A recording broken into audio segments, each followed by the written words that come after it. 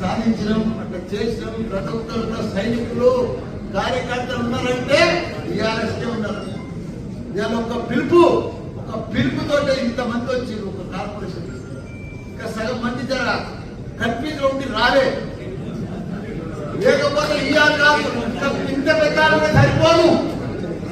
కానీ ఎవరు వచ్చినా రాకున్నా భయపడేది లేదు. టీఆర్ఎస్ పార్టీ తప్పకుండా రాజీ లక్ష్మారెడ్డి అన్న బంగారం బంగారం బంగారం మల్లన్న కంటే మంచివాడు. ఎందుకంటే మల్లన్న కంటే మంచివాడు నాకంటే కూడా ఎక్కువ సేవ చేశాడు. ఎంతో మందికి పేదలకు ఆపరేషన్ చేయించాడు. గత 20 సంవత్సరాల ఆయన సేవ చేస్తూనే ఉన్నాడు.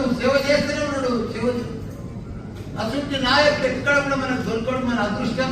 మనకి ఇంత మంచి ఎంపీ అకౌంట్ మనకు దొరకడం మనందరి అదృష్టం. ఇప్పుడు మేడ్చల్ మల్కాజిగిరి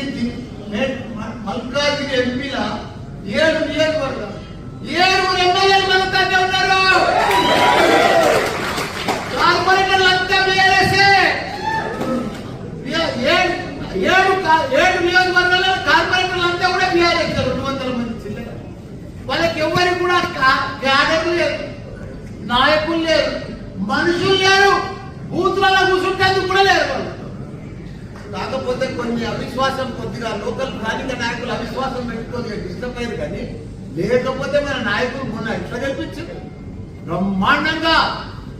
ఇప్పుడు కూడా అదే పద్ధతిలో కొద్దిగా డిస్టర్బ్ అయిన మాత్రమే మనం కూడా స్థానిక నాయకులను చూస్తున్నాం. ఇప్పుడు వాళ్ళు నాతో ఓడిపోయిన వాళ్ళు పోయి ఏదైనా మంచి పని చేస్తున్నా చేస్తారు. వాళ్ళ 3 నెలల్లో బట్టి వాళ్ళు దౌర్జన్యం